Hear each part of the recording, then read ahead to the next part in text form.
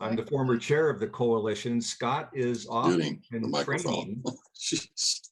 So he's asked me to fill in tonight. And just a reminder to everybody, if you're in WITSEC or wanted by some law enforcement agency, we do record this meeting. So, oops, I have to sign in. So just a warning for that. And I see that Chief Mathias is already on board. And so, Chief, some questions bear repeating. I mean, we should again and again repeat them. And I came up with a question from a year and a half ago that I asked, and nobody knew the answer. And so I'm wondering if maybe you'll remind us, why do you never see elephants hiding in trees? Because they're really good at it. There you go. The chief remembered the answer. Good for you. So anyway, thanks for joining us tonight. And in years past, we went through a bunch of reminders, and we thought finally that maybe we didn't have to do that. But I was asked to give a presentation about fire safety and hardening your home at a group here in town 2 weeks ago. And I started out by asking the question, how many people had signed up for Code Red? And unfortunately, I got blank stares from half of the folks in the audience. And then I asked them how many people knew what zone they were in, and I got the same stare. So challenge your neighbors, please. Ask them if they've signed up for Code Red. The county really has a great website on that. Just go to mynevadacounty.com and query Code Red. It takes you to a great web page that will lead you through it. Even a Luddite like me could handle it. And then go to the OES website. You just look it up under departments and query, how can I find my zone? And again, it pops right up and it tells you how to find your zone. So I was surprised. I think Paul will tell us, correct me if I'm wrong, Paul, that I think the last time I asked, like 80% of the households are signed up for Code Red. Yeah, that's right. I think it's higher than that. So, but we have a lot of turnover in the county, right? So a lot of people coming in, we got to get them signed up. So I was just, because this was a good group of fellas, and I was surprised when they hadn't signed up. Anyway, enough with that. So the first thing is our resource of the month, and Susan is going to tell us how to find some survivor stories that we told you all about last year. Okay, let's see here. I'll just show my desktop. Let me get this out of the way. Do you see my Zoom screen? I mean, can you see a page that says Advocacy in Action?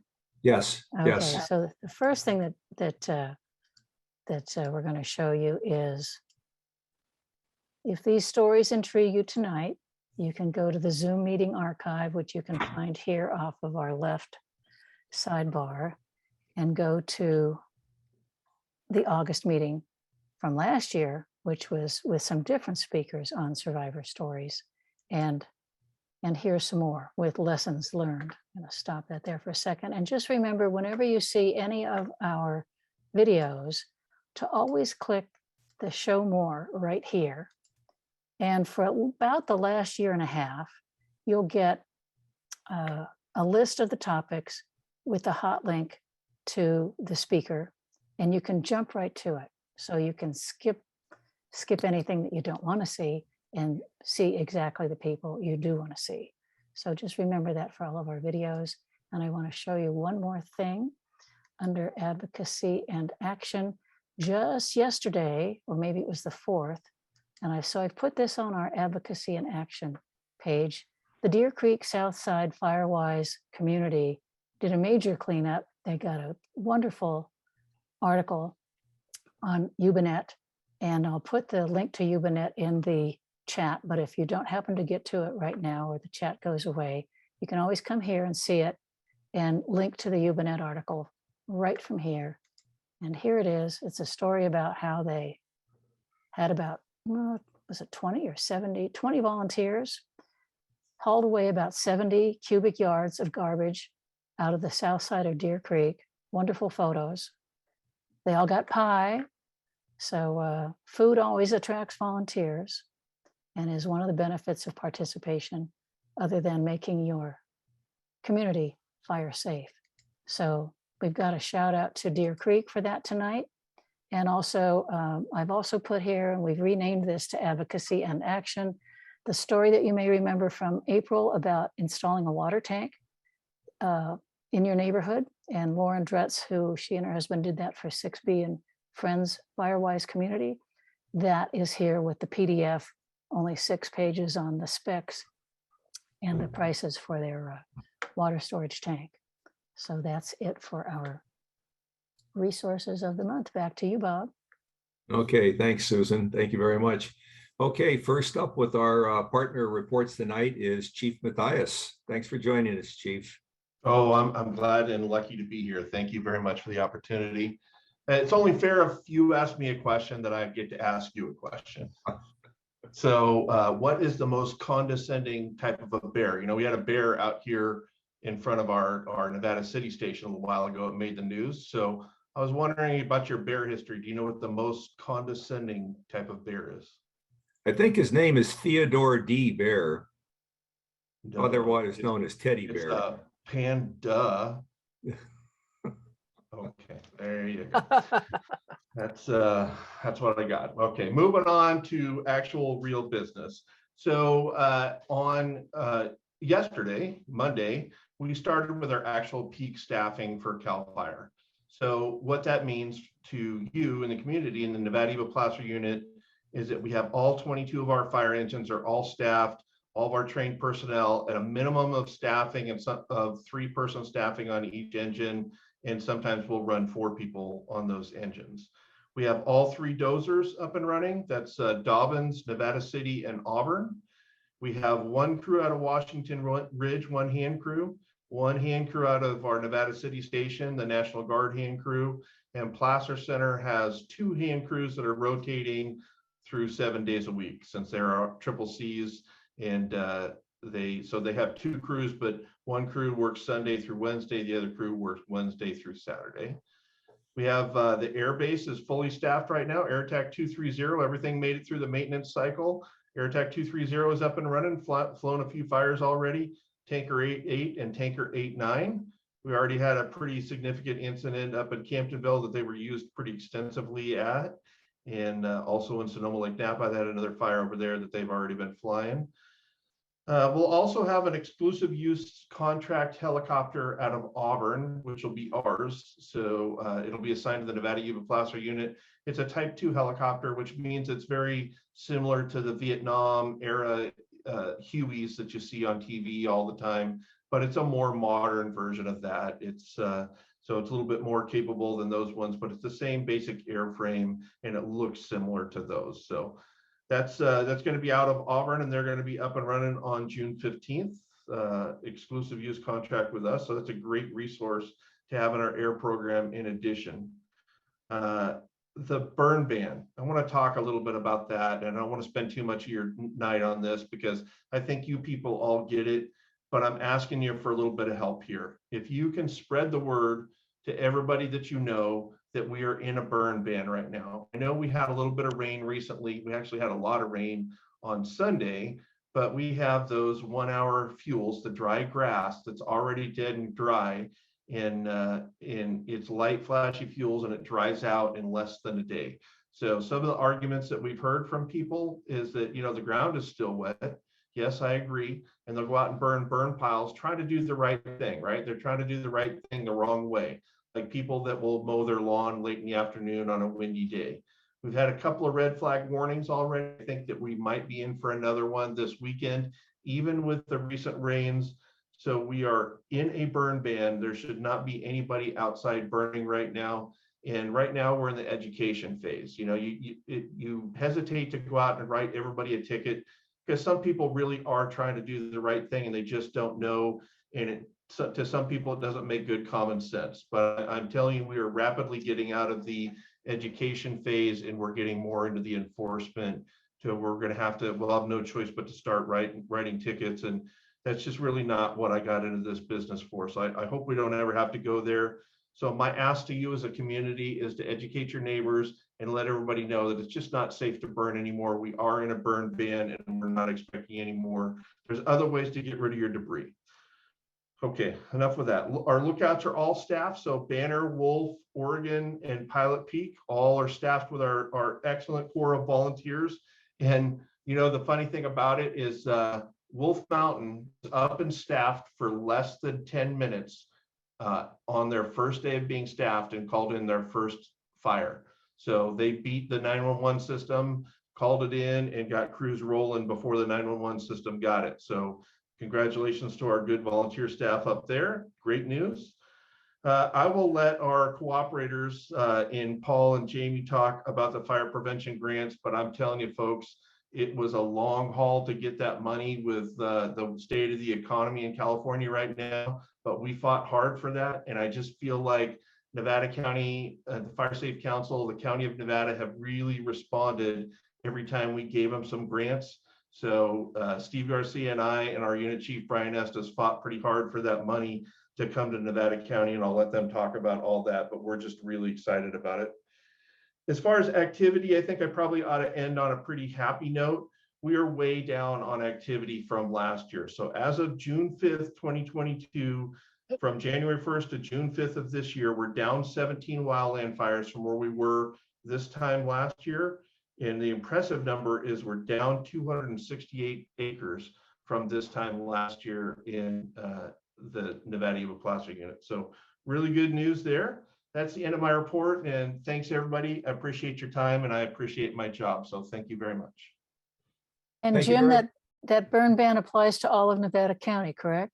All of the Nevada Yuba Placer unit everywhere in the SRA, yes. Thank you. Thank you, Chief. Thanks for joining us. Okay, next on the list I have a is, question. Where was the third Lookout Mountain? Banner, Wolf, and But there's actually 4 of them that are staffed on the west side. So Banner and Wolf in Nevada County, Pilot Peak over in Placer County in the Colfax area, and Oregon Peak in Yuba County up in the Dobbins area. thank you. You're welcome.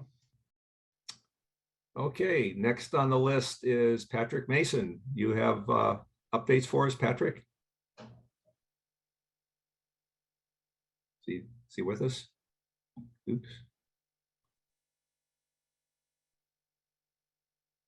If he's not here, Bob, I can Okay. speak to some of the DSI program. Yeah, Paul, you want to go ahead? Sure. Yep. Good evening, folks. Paul Cummings. I'm the Nevada County OES program manager. I'm going to keep my camera off because I'm tethering from my phone right now.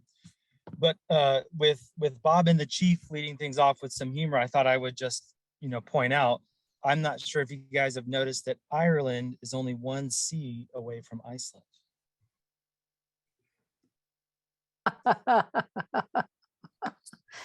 Okay. So, Oh, yeah. God. Our How does that defensible, correlate to humor? not funny. It's an observation. It's a fun observation. Our defensible space team is out addressing the hazardous vegetation complaints that come in from the community. So thank you for those. You guys are keeping them busy. They are also out working those proactive cases. This time of year, we are starting to get into that, in the next month or so, where it's going to be unsafe for folks to do some of that work. So our inspectors do give them latitude. So if you're working a case with your neighbor and it's not moving along as fast as you might have wanted, just understand that we're trying to work around the hazardous conditions that we're going to have. So we don't want people running, chainsaws and weed eaters on those hot days, just like the chief talked about. We are seeing a lot of concerns around the hazardous vegetation that came down during the winter storm. So a lot of their caseload is around that, and we realize that that's frustrating for folks. Opportunities like the Green Waste Program and the Access and Functional Needs Defensible Space grant are going to be tools to help folks reduce the fuel load, but we know we're not going to get it all, that the community is not going to be able to get it all this year before the fire season. The Access and Functional Needs Defensible Space grant, which we've talked about in the past, and the South County Shaded Fuel Break, which is a CalFire grant that we're very appreciative of, we got last year, should hopefully be getting off the ground in the next month or so. We're working through the contracts and the details of upstaffing in preparation for these projects with the Fire Safe Council and Jamie Jones She'll probably have some updates on that as well. So stay tuned. We will be challenged though, again, with working around some of the fire weather that we're likely going to have as we move through the summer on those projects. So like Chief Mathias said, big thank you to CalFire. We were recently awarded 2 grants, the County of Nevada. The first was for $136,000 for an evacuation route study. So that's really exciting. We'll be working with partners. It's not for an evacuation plan. It'll be really to identify how we can improve and expedite evacuation. And then the second one, really big news, is for the Woodpecker Ravine Shaded Fuel Break, which will be around 400 acres, looking at strategic roadside clearing and ridge tops.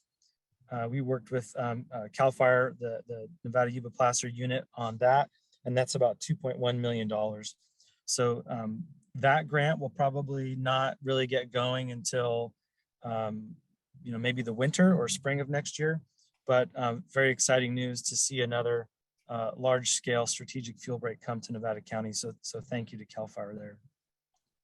I do want to point out that, like the chief said, this Friday it's going to be really hot. The National Weather Service has already issued an excessive heat watch. Those conditions are going to bring fire weather. They're going to dry out the fuels. And as we keep progressing through June and July, we're going to just see more of that fire weather and more potential for fires. I wanted to remind folks to check out the new evacuation planning tool on the Ready Nevada County dashboard. So we've partnered with Ladris to use some AI-based software to help with evacuation planning. So that's really cool. You can check it out and see from your neighborhood to a destination. They factor in a few things, over time, how long would it take if you wait to evacuate? So it's a good planning tool to have, not to be used during an evacuation. Last 2 points, Town of Truckee is now on Code Red. So if we have anybody who's in East County who might have been signed up for Nixle, please sign up for Code Red. The whole county end to end is now on Code Red. So that's really great on one platform. And then lastly, I think we've said this before, but it'd be really appreciated if you could go check out our website, readynevadacounty.org/future, and take our survey. We have a few questions there. We just want to hear from you about what does Nevada County need to focus on around wildfire mitigation and preparedness. What are your priorities? What's important to you so that we can start to really build out that 10-year plan? And I'll stop there and take any questions that folks have. Any questions for Paul? Okay, thank you, Paul. Thank you very much for that information. And reminding people in the Tahoe area to sign up for Code Red. Yes, there was a question. I have a question. You mentioned an evacuation planning tool. What is that? How do I access it? Yeah, so if you go to readynevadacounty.org/dashboard. Wait, you're too fast. I go to Ready Nevada County. We can put that in the chat so that it's easier to see that. Jeff, can you do that? I keep losing my sound. We are going to put the link in the chat so that you can see it and then go there. Okay, wonderful. Yeah. Thank you very much. Okay, we appreciate it. So Jamie, I bet you got all kinds of good news for us with grants coming up. Hello, everybody. Jamie Jones, Executive Director at Fire Safe Council. Like Paul, I am low on bandwidth for videos, so you'll have to just bear with my lovely voice. We have lots of good things in the queue. I also want to reach out and say a big thank you to the CalFire unit, Chief Mathias, Chief Garcia, and Chief Estes, all for the support for those much needed grant awards. We were recipients of a $1.5 million shipping and green waste grant in this round. And I think that that's going to go a long ways to providing more community programs and robust programming for the residents in Nevada County. We'll see year-round shipping options, except for during the seasons when we shouldn't be doing those or performing those defensible space efforts, but we'll have more options available for green waste for the community as well as shipping program. just piggybacking off what Paul Cummings mentioned from OES, we are eager to get moving on access and functional needs, defensible space clearing. We're waiting for another contract amendment and should be starting that. And I would caution everybody too, we likely will be starting during, red flag warnings and season where it's be difficult to work, but we will try to execute that contract as swiftly as possible to help people achieve their defensible space for some of those vulnerable citizens in Nevada County. And then additionally, South County, we anticipate will be starting in the next few months. On a different note, on grant related.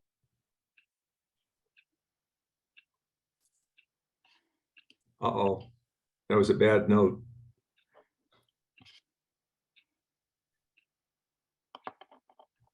Jamie, we lost you. Oh, we can't hear you, Jamie. Yeah. How about that? There you Okay. are. All right, Gotcha. I come back. I'm here trying to get it to pop out here. Okay, so we did just wrap up our phase 1 of the Ponderosa fuel break. We are happy to report that, I don't know if any of you were tracking, I was actually on vacation, but our staff and CalFire in the County of Nevada participated in a press conference to announce funding for phase 2 of Ponderosa West. So we're eager to get that started as well. We have heard back on a few of our grants that we've applied for with FEMA through Cal OES, and they look promising. So that would be our Deer Creek Shaded Fuel Break, as well as our home retrofit program for the entirety of Nevada County. And so we are submitting revisions with those, and we're hopeful that we'll see those awarded in this next year. I would be remiss if I did not mention our Red Zone Affair on June 25th. Our board of directors and our volunteers have been working diligently, especially Steve Eubanks and Pat Leach, to make sure that that's a success. So anyone who is volunteering, I want to thank you in advance for helping out with that, and also those who are attending and supporting our Red Zone Affair. We're happy to see it finally happen. It's been an odd couple of years due to weather and COVID, and so we're happy to see our fundraiser launching this year. And then for us, we're about ready to hit our new fiscal year. And with all of these projects, we're really excited to see a lot of new positions. You'll see an outreach and volunteer coordinator coming on at the start of our fiscal year, which is July 1. We'll be hiring additional field supervisors, an operations director, a facilities and maintenance director, and additional finance positions. So we're really excited to have more staff joining our team so we can continue to bring services and grants to the community. I think that about has all of it.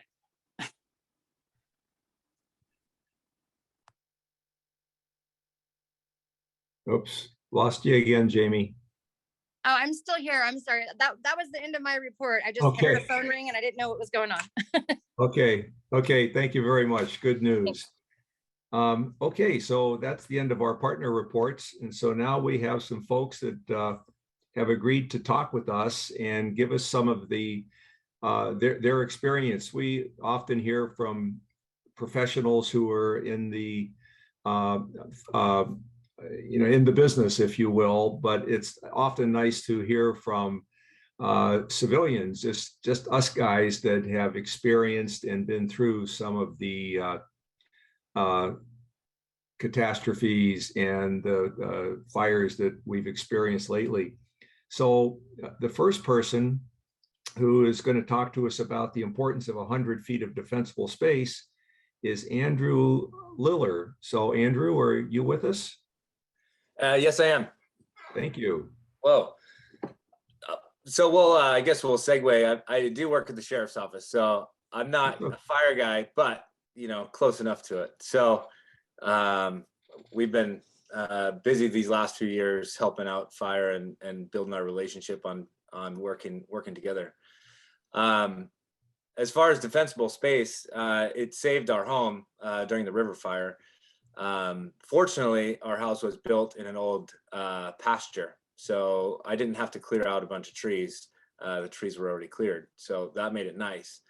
But during that river fire, I was actually up helping at the Dixie fire when it started, and was able to get home eventually, but not before 3 of my 4 neighbors had lost their homes. Their defensible space was a little bit less than what I have. I had to attribute saving our home to keeping the lawn green, using NID ditch water. There's a miner's inch here, and so we make sure that we keep everything at least a little bit green. And after that fire came through, we saw where the patches of brown grass had burned. But fortunately, we kept the grass green around the home. I was able to get in kind of during the thick of the fire, or as it had passed through, things were still on fire, burning a little bit.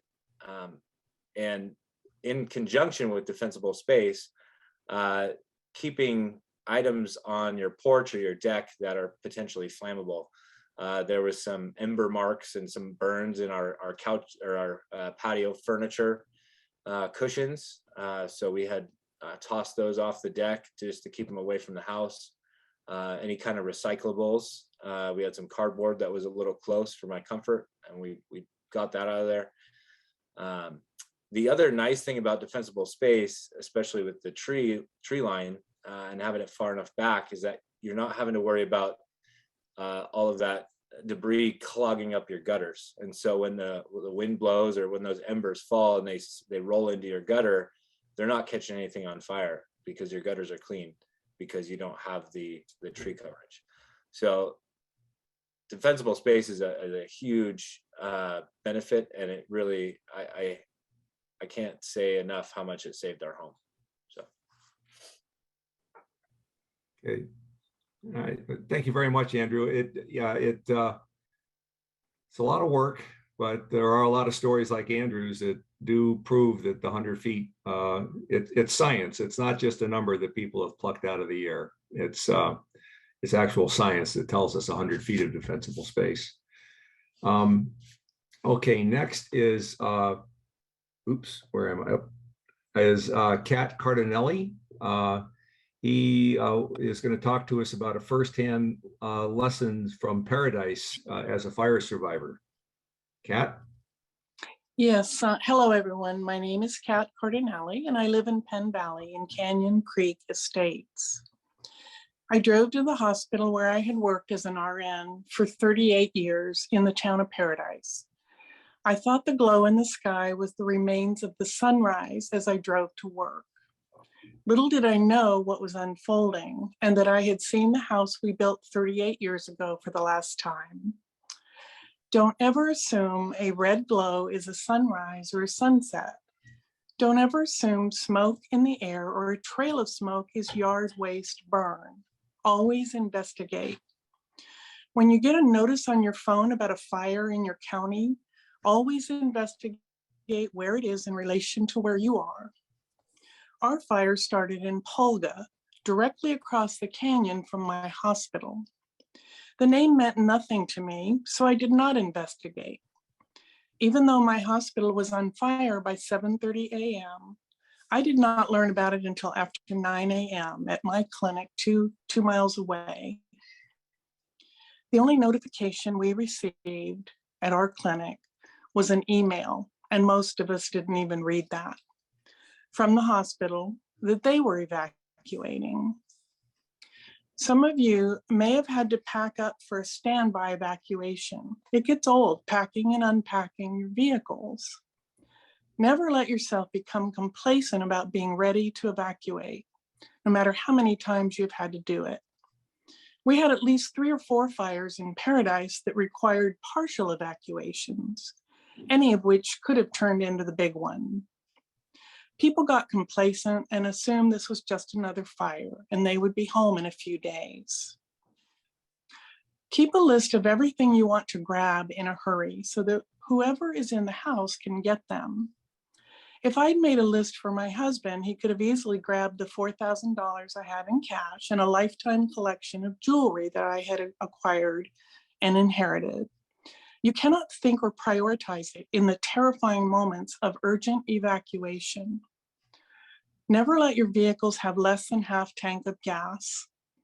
Many people I knew, including us, were escaping on fumes after idling for hours in bumper-to-bumper traffic. Make sure you have at least a 1-gallon jug of water and good fire-resistant shoes, long pants that you can run in. Make sure you have your phone, your charger, and iPad or laptop. You will need them if you lose your home. Consider keeping bolt cutters and two-way radios in your vehicle. We lost all cell service in Paradise within 30 minutes. Convert all documents, photos to a thumb drive or store them with relatives. Now, before a fire, make a complete inventory of everything in your home, ideally on an Excel spreadsheet if possible. Include information like when you purchase the items, the cost, the condition, etc., and transfer it to a thumb drive or the iCloud. Now, that's a lot of work, and most of you won't do that. So if you aren't willing to do that, remember it will be much harder and much more painful after a total loss to remember and record these items. At the very least, take a photo or video of every piece of furniture, jewelry, keepsake, etc. This will be an enormous help after a loss. None of your jewelry, art, or rare collectibles will be specifically covered by your insurance, unless you have separate insurance riders based on actual appraisals. Print a copy of your homeowner's policy and look at the specific coverages and know what they mean. Make sure it includes the structures you added to your home since you bought it. We had a basement and add-on dining room that were not listed in our coverage. Now, during a fire, evacuate sooner rather than later. Don't think about staying and defending your home. I know many people that did that, and I don't advise that. Now, there is a checklist for how to leave your home when you evacuate. For example, turning off fuel and propane tanks at their source and moving them away from the house. Leave your outside lights on and a light in every room. Windows unlocked, ladders and hoses hooked up outside. This is all to aid fire personnel when they're at your house. And I think you should notify friends and neighbors and family if you evacuate. Don't assume everybody knows there's a fire. It was very strange in Paradise how we didn't know, and our hospital was burning 2 miles away. So don't assume everybody knows there's a fire. 85 people lost their lives in Paradise, many of whom never knew there was a fire. Although it is tempting, don't take your travel trailer or multiple vehicles. Almost every vehicle I saw on the evacuation route had only one person in it.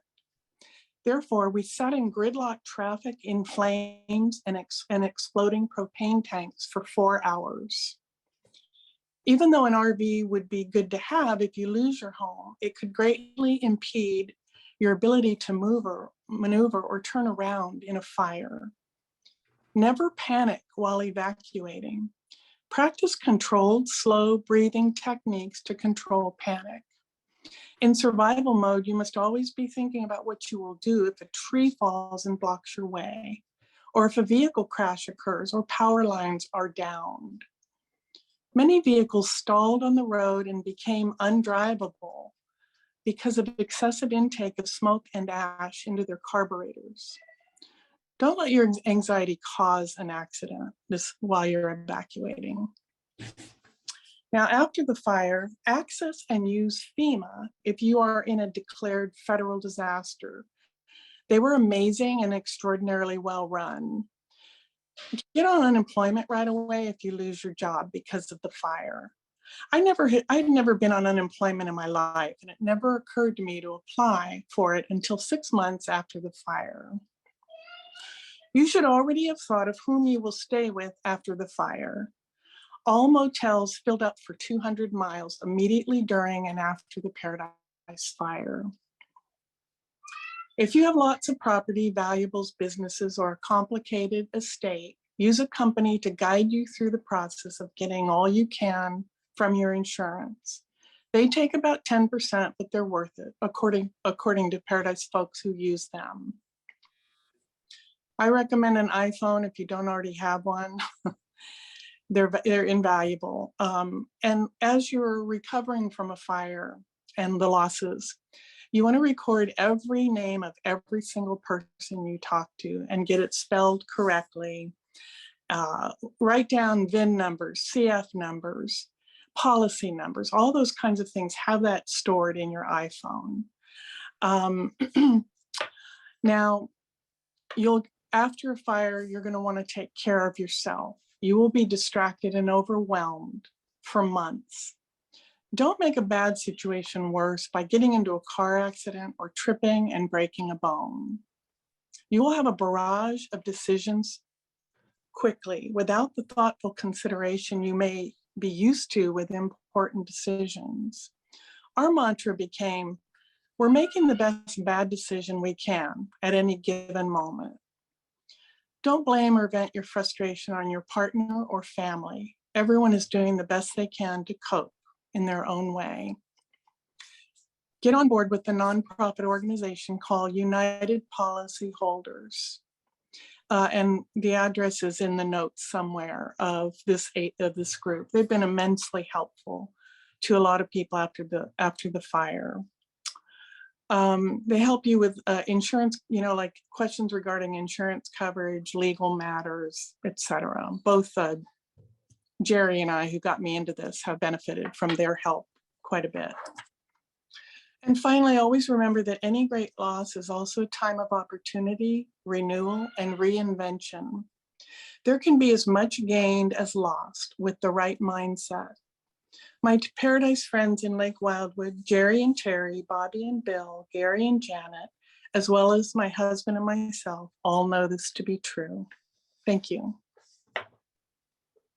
Oh, thank you very much, Kat. That was really quite comprehensive and really full of information. One of the things that Kat mentioned that she thought maybe would be too difficult for people is photographing your house. And I would take the opposite side of that. I found it very simple. I have a single reflex camera, digital camera. And I just walked, I think it took me 15 minutes. I walked around the house. I photographed everything. I opened drawers, doors, cabinets. I remembered to go in the garage, in my workshop. And it took about maybe 15 minutes to do it. I did it during the day on a sunny day, so I didn't have to worry about the flash. And then I just took the chip out of the camera and gave it to my daughter who lives down in Alameda, and I figured it's relatively safe down there. And so it's done. And it was pretty fast. And so I would really urge people to do that. And then hope you never have to use it, but you'll have it. So Kat, thank you very much. I really appreciate all the work you put into that presentation. That was great. Yes, thank you. And Bob, I also want to say that I just had posted the list that Kat had shared with us. It's all on the chat, and we'll also have it on our website. So you guys have that also, okay? Yeah. Thank you. And there also, I think, is information, Susan, correct me if I'm wrong, about how to store all your important papers on the cloud, wherever that cloud is. But that's where I've put everything. And especially I remind people, those of you that have been in the military, keep that DD-214, get that up in the cloud so you have that. That's really an important document. Okay, so next on the list, and I'm really intrigued to hear this story because I just can't even imagine what goes into it. But Sara Cory is going to talk to us about animals and being pregnant. So I'm not sure if it's about her dog or perhaps a more personal pregnancy. So Sara, are you home from picking up your daughter? Maybe, I know she was going to be out. Okay. Let's go on to Dr. Colleen Milligan.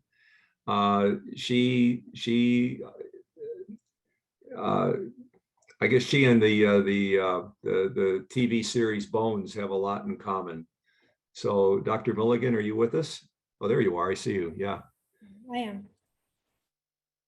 Hi, so the stage is yours. Okay, thank you. And I'll start by saying that with kind of this discussion, I have kind of two perspectives where wildfires are concerned. One, I am also an evacuee from the CalFire in the Paradise area. And so I have experience with personally having to mitigate what is fire danger. But professionally, I am the co-director for Chico State's Human Identification Lab. And with that, I am probably not a super positive speaker to have, and I apologize to everyone because of my team does one thing and one thing only, and that is we are responsible for victim recovery from wildfire events. And for most of the wildfires in the past 10 years, particularly in Northern California, for any of them that had fatalities, it's my team that does all the recoveries. And so as a result, part of the reason I was asked to talk was to give kind of my perspective with that on really who becomes a victim in wildfires, because of rather than just having it be kind of vague, I have a firsthand experience with being able to provide what are actual risks in who becomes victims. And so with that, I'm going to apologize in advance. I know this isn't the best topic, but I'm also hopeful that it takes some of the ambiguity out of what are perceived risks in a fire and what are actual risks in a fire, because sometimes those can be very, very different. So what I'm going to start with is just kind of some of the demographic patterns and the contextual patterns to victims. And again, because my team is the primary team to recover fatalities, and we've been doing that for years, that means that we have an idea of every context,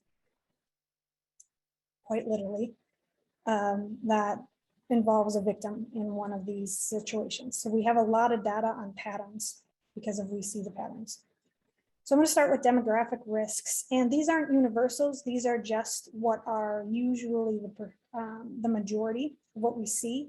But collectively, when we try to find similarities between victims from all of the fires in recent years, some of the demographic risks that stand out are the following. One, the vast majority of our victims are over the age of 50 years old. And while 50 might not seem that old, that is a specific demographic within the community. And when I say the vast majority, it's over 80% of our recovered victims are age 50 or older.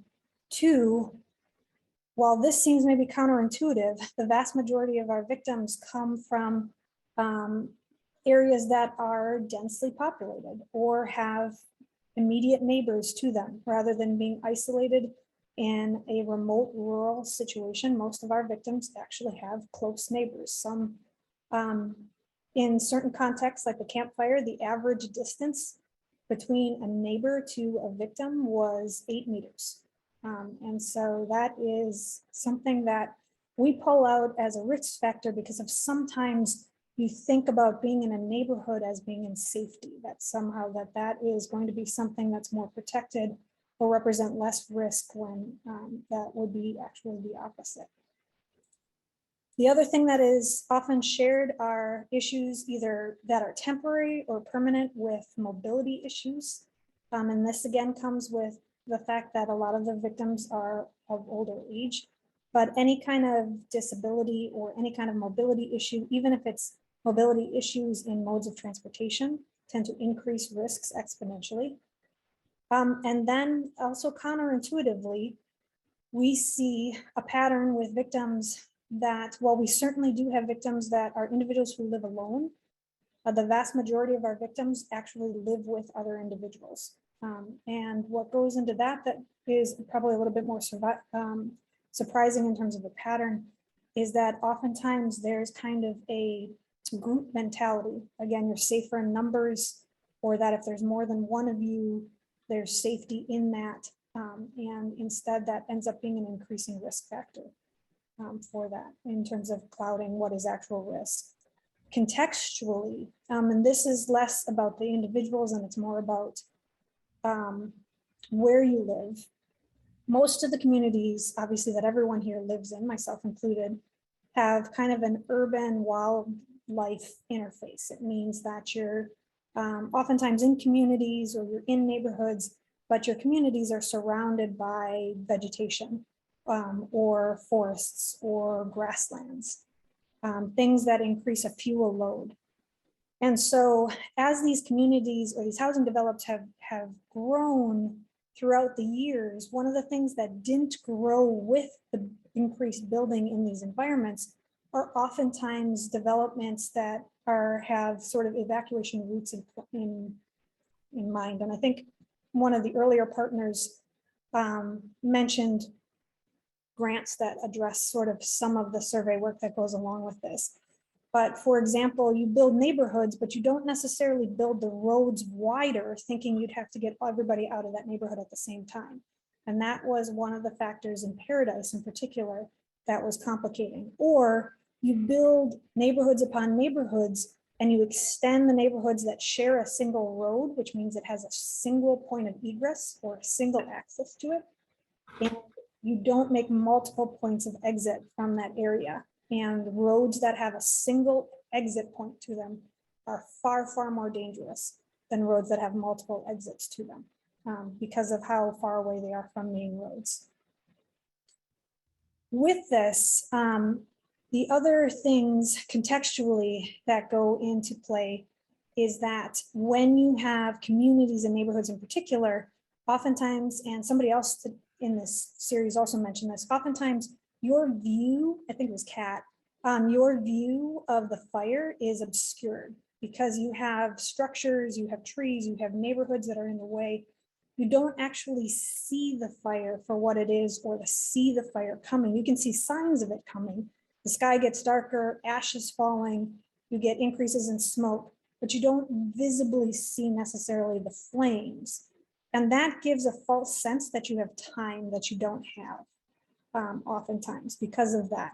And so understanding that or basing your decision to leave or not leave simply on when you start to see visual cues is actually a distortion of kind of how much risk you're actually under in those situations. And so people wait to leave until they get some more obvious clues that go along with that. And the problem with the waiting is that by the time you realize it's a mistake, it's really too late for most of the options that you would have for a safe sort of evacuation. And that's kind of just the reality of it.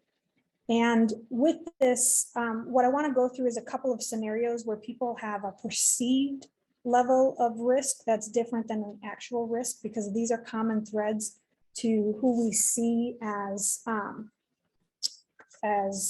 victims.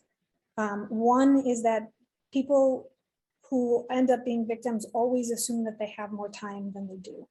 And with this, we really don't practice very often evacuating. And if we do practice evacuating, if you're super proactive and you think about how long it takes you to pack your car, you try driving down your road to a main exit point and you time yourself. Even with that, you don't practice it when visibility is down because of smoke, when there's other traffics, when debris like trees have fallen. And you certainly don't practice it in an environment where things become harder, like breathing, because of lack of or decreasing amount of oxygen in the environment you're in because of environmental conditions. And so with that, that almost quadruples the time it takes you to actually evacuate. So people think about it in ideal conditions and factor that as their time, when in actuality, it's much, much longer than you think to actually making it out. Another scenario that we hear a lot is an interest in wanting to protect property. And with that, it's a value on property that doesn't take into account how much of an actual risk it is to your life in those situations. And when you think about even having a properly maintained defendable space, you think about having a hose system, maybe it's attached to a gas generator, everything still has to go right in all of those precautions for you to actually minimize risk when everything around is consumed by wildfire. And the odds of all of that going right at the same time are actually pretty small. And so when you're thinking about defending property, one of the things that we see commonly is that victims who we see essentially recovering outside of a house or outside of a residence, meaning we find them outside, or we find them inside a car or something like that, which is more rare, by the way. When we see those individuals, most of those victims outside of the residence that are recovered, and they account for about 40% of our victims, are individuals that stay to defend a property. And so as a result, that is an indication that it is not a good strategic plan, because if it doesn't negate enough variables for you to be actually safe.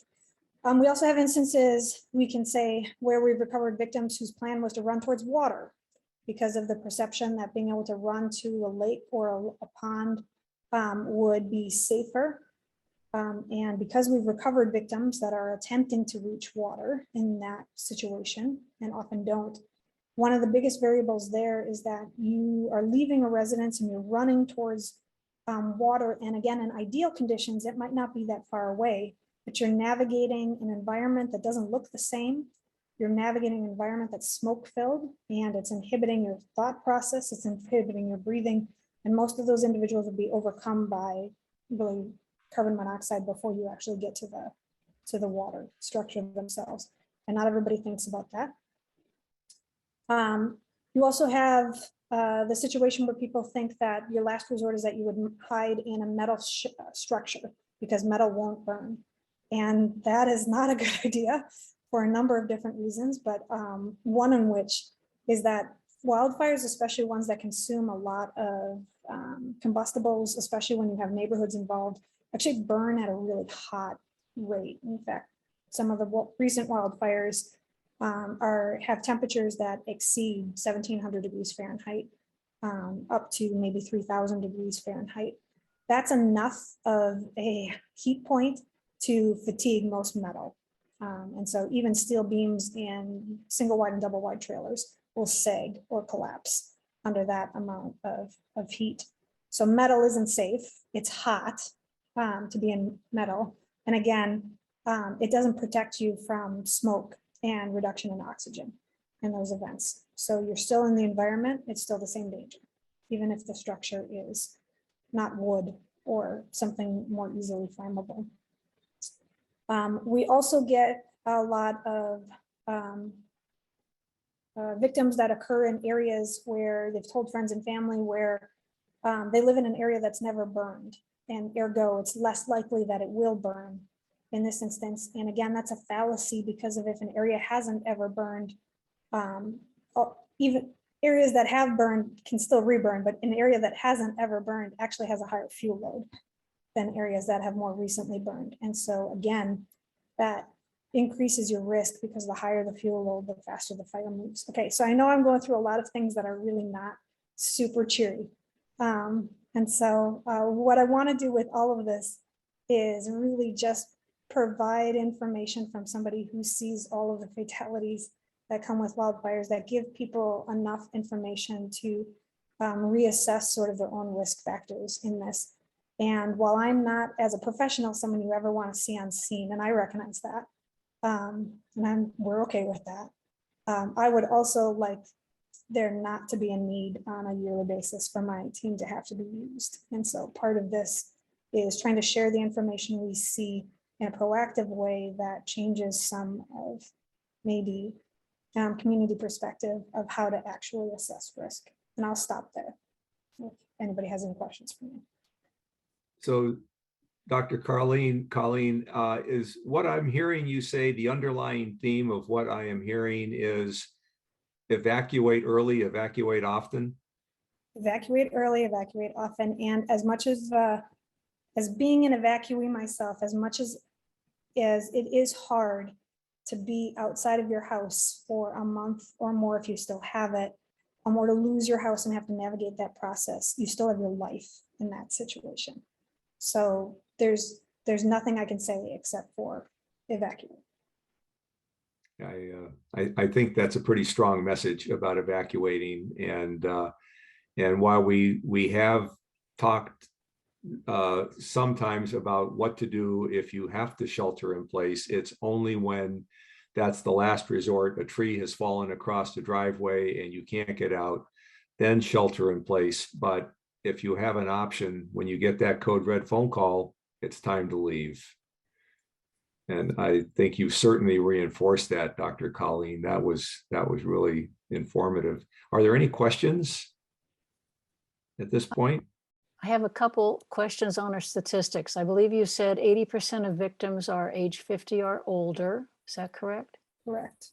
And the 40%, was it 40% of victims are people who have stayed to try to defend their homes? Well, about 40% of our victims are found in places we wouldn't necessarily expect them to be, meaning they're not inside their residence. And usually the context there is that they waited and then tried to leave and either got caught outside or they got caught because of entrapment on a road, something along those lines. I will say one of the lessons from the CalFire, though, is that for all of the backlog on the roads, which was terrifying and not to be repeated, I think if we can plan not to have that same scenario in a different fire, that would be wonderful.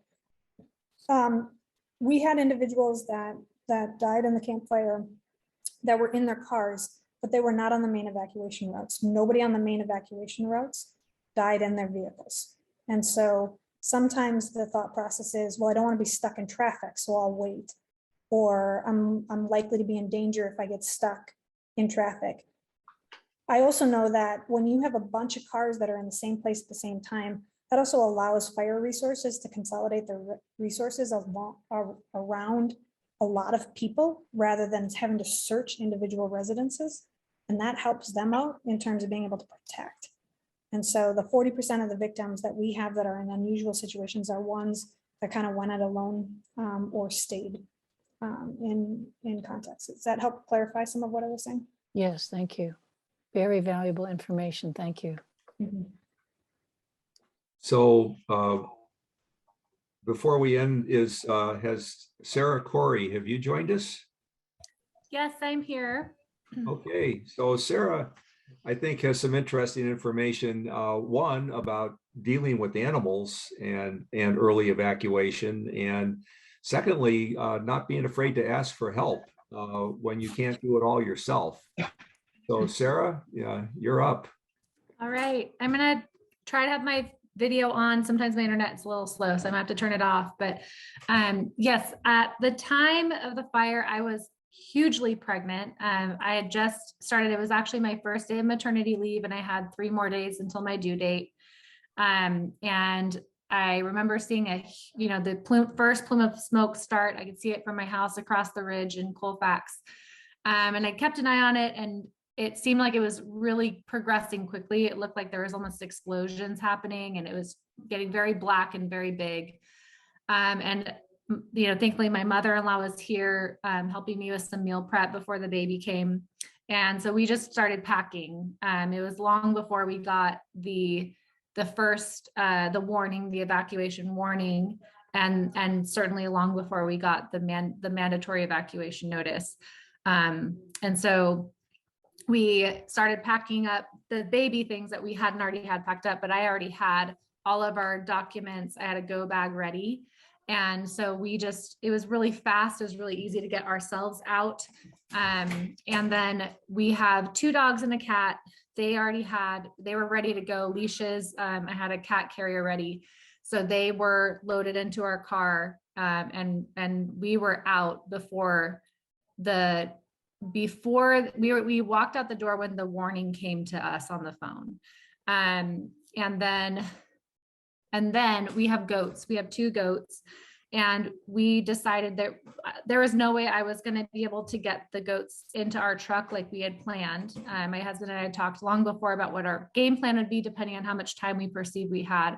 And we just knew it wasn't a possibility to get them out. And so we called friends who have a livestock trailer and told them where we were going, that we were leaving, and the friends were willing to come in and grab the goats for us before, before the actual evacuation mandate came down.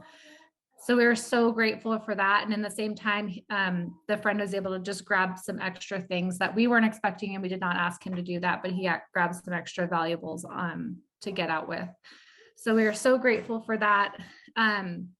I'm glad that we left as early as we did, because the feeling of panic getting out, there's already a lot of people leaving with their trailers and leaving with their own cars and livestock to get out of our roads. And we only really have one route of egress out of our house. So I could feel the panic kind of setting in. And so I can't even imagine how it would have felt if we had felt like we had a lot less time. It was a lot less safe. So yeah, I mean, that's my story. So one of the items that Sara mentioned was that a neighbor came and picked up some extra items. And so we've talked about this before. Our neighborhood calls it the purple box. I'm not sure why it's purple. Maybe they're Husky fans. But when we leave, if we're going to the Bay Area to visit one of our kids, we leave our purple box in the front hallway, and our neighbors know where it is. They have a key to the house. And if there's ever an evacuation, they know that all they need to do is go in the front door, grab our purple box and take it off. And that's what we need to have saved. So that's one thing that is to be, you might consider in this day, along with your go bag. Mm-hmm.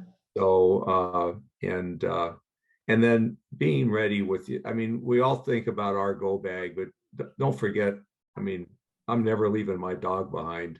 And he has his own go bag, just like Sara did with her animals. So that's great. Susan, are there any questions that were popping up on the chat? Yes. Let's see. Someone asked, is it better to shelter in a vehicle versus getting out on foot and trying to shelter in an open space? I think Jim Mathias has addressed that. Jim, if you're still here, do you want to take that? I'm still here. I was actually looking for the old video presentation from the information you gave earlier, where I talked about that. And so I haven't been able to find it in some of our old Zoom meetings where I kind of talked about evacuations and car versus home versus foot and what to do if you're trapped. But the simple answer is yes, it's better to be in any protected area rather than out there in the wide open area.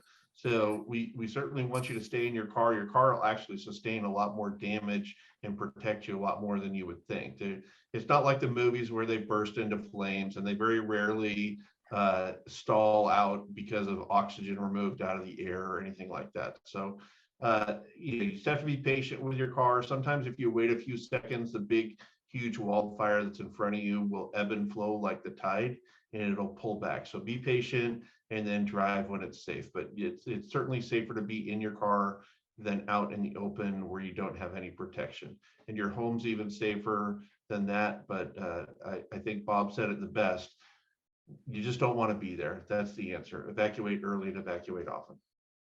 Thank you. And Jim, your video is on the Coalition website under Education Resources, under the section called You and Yours, How to Prepare Evacuating, and then a subsection called Take the Advice of Firefighters. See how much better you are at this than me? Great job, Sue. And one of the things that Chief Mathias mentioned in that video is that when you're in your car, make sure you leave your lights on. Your air conditioner can be running, but make sure you turn it on to recirculate, not fresh air. Keep the windows up, and it is safer to be in there. And if you do have to leave your car, there's another video on the website given with Chris Riley that tells you how to dress in that situation if you have to evacuate your car and leave on foot. So there's a lot of information on our website. Yeah, and Jim's video also covers this other question from Terry about areas of refuge, parking lots, waiting in your car when roads are blocked. I think that's all covered. Yeah. Sara is asking, we have a pool. Is it helpful to firefighters for us to leave the pool uncovered when we evacuate? Yeah, if we can get to your pool and utilize it, there really isn't, it's not going to delay us very much to have a pool cover on there. We're just going to stick a suction hose under it, and I don't think it's sealed around the whole circumference of the pool, so we can usually find a good place to stick a suction hose in. So I would rather you spend the time getting in your car and driving away rather than uncovering your pool. We'll figure it out. We have safety gear and big fire engines, so let us figure that one out, and you just get out, please. So in a situation like that, what Chief Mathias has also recommended is on your front door, hang a sign saying there's a pool in the back, or there's a pond in the back, or we've got a 2,000-gallon tank with the appropriate attachments in the back. And that's something you would hang on your front door, a sign like that. Okay, we've got a couple other questions not related to the most recent speakers. I think this one is for Jamie, and I see that she's still here. The question from Paige is, do you have an update on the reflective address signs? Good. And Jamie, are you there? She's tuned in. There she is. Thank you. There. Sorry, I apologize. I'm trying to find that speaking button. I do have an update. It's not very timely.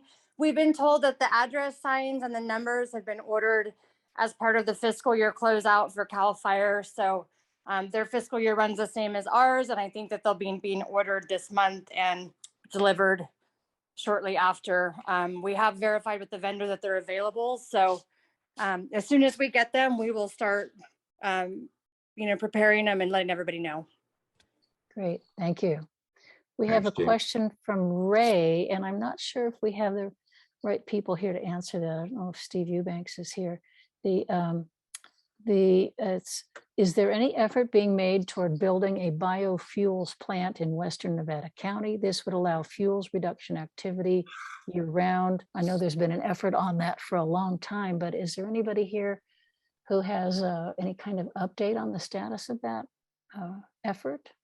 Hey, Susan, it's Paul Cummings from OES. I can talk about it. Great, thank you. Yeah, I know it's something that the community wants and that we need. Reducing this fuel load is a huge deal. I know that Jamie Jones has got a couple of folks that are on her board that have pursued this. So really, we don't have an update now, but it's something that we want to do. I think we're challenged right now, and working through where do we put it, what's the business plan look like, the permitting.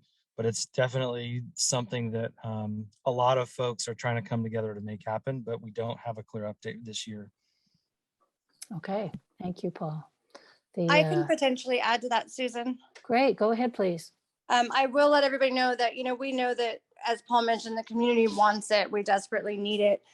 We are looking at collaborating on another grant to bring workforce development into a biomass facility in our local area to see if we can help facilitate that. So I will update everybody once we have that grant finalized and applied for.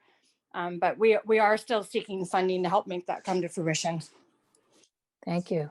And I think it would probably be accurate to say that a problem that is often run into with these sorts of efforts is finding the site for it, where the people who happen to live nearby don't put up a big NIMBY effort because they don't want it near them. So that's part of the challenge. We have a question on what's the best way to let firefighters know that your home has been evacuated without all the looters knowing. It's been covered by Jim before. Do you want to just do that very quickly one more time, Jim, for us? Thanks. Yeah, absolutely. So OES has in Nevada County has provided these really cool evacuation tags that at some of your local stations, fire stations around the county, and I'm sure Paul could add to exact locations where you could get them. So that's what we ask people to use. It's a pretty standardized white tag. It's, I don't know, 1.5 feet or so by 4 or 5 inches, and it says evacuated. And so that's the best way. And I hear your concern about the looters, But trust me, when there's a wildfire burning in the area, we don't have a lot of looters. And I will tell you that our sheriff's office, in conjunction with CHP and all of our local police agencies, are really good at locking down an area, and we hardly have any problems with looters. So it's not a rampant problem in wildfires. Oh, look at that. There is a Nevada County evacuated sheriff tag there that somebody's holding up. So I spoke to the sheriff's office before our last meeting about that safety in evacuation. During the river fire, they told me that they had as many law enforcement officers in the river fire area as they normally would have had on duty in the entire Nevada County. So they flood the area, and it may not be Nevada County Sheriff's Office. They could be from Placer County. They could be Forest Service employees, Forest Service deputies. But the area is flooded with law enforcement. So, and looting is a felony during an evacuation. So it carries quite a penalty. So it's unlikely that it would happen. One thing before we finish this that I neglected to mention, I want to thank Chief Terry McMahon for his service to Nevada County. Yes. He's been our fire marshal for as long as I've been involved with this organization. He has been a tremendous help. He's been a mentor to me. We've had lots of conversations. I've enjoyed my time with Terry, and he's decided to leave us and retire. But he has put us in good hands. He's been replaced. Patrick Mason is going to try to fill his shoes. They're very big shoes, but I've also worked with Patrick, and I know what a fantastic firefighter and organizer and fire marshal he will be. So goodbye to Terry, and thank you very much, and welcome Patrick, and we look forward to working with you. So I've remembered. Should we? Are there any other important questions, or should we end the recording? I have a question. My name is Parisa Busick. I'm up here. Yes, Yeah. we can see you. Go ahead, Parisa. Go ahead. There's all this talk about evacuation. So when I'm leaving my house, how will I know where to go? Jim, do you want to take that? yeah, I mean, there's no way to tell where the fire is coming from. So what we always tell you to do is be prepared before it's time to evacuate. And so take a few different routes out of your home. I only have one way out of my home. Okay, but once you reach a roadway that has more than your driveway or the private road that you live on, I understand could be a dead end. Yeah. But what we ask you to do is take a good look around and see if there's other ways to get out. So maybe if you turn left out of that private driveway or your dead end road on your normal days, take a right every once in a while and just familiarize yourself with another route out. So there's just no way to say right now today, while the sun's shining, which way the fire is going to go from and the best way to evacuate. So the best thing that you can do to prepare is to just be very familiar with a few different evacuation routes. Should you see fire one way, you can turn around and go back the other way. Okay, thank you. You're welcome. That's all the questions, Bob, unless somebody else wants to unmute themselves and ask a specific question. I'd like to make a quick comment. Go ahead, Sure. Eva. Yeah, I would like to thank 211. This morning I realized that my phone number had changed, and the person I talked to change it on Code Red was extremely helpful and immediately got changed.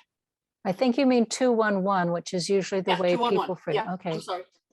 Yeah. Thanks. So in other words, if people change their phone number, they can call 211 and that organization will help you. That's good to know. Thank you. Yeah, great. Okay, then let me just remind everybody that our next meeting will be on July 5th, the day after the 4th of July. It'll be at 5:30. We're working very hard to get back in person. Hopefully we'll have a hybrid meeting in July. We're working on getting back to the way it was prior to the pandemic, and we'll just make everybody aware of that in advance of our next meeting. So with that, I want to thank all our presenters. It's always good to hear from those people who have actually suffered through an event and hear the wisdom that they have gained. Thank you for our partners. And with that, let's go ahead and end the recording, Jeff, and we'll hang on the steering committee. Some of us will hang online here if anybody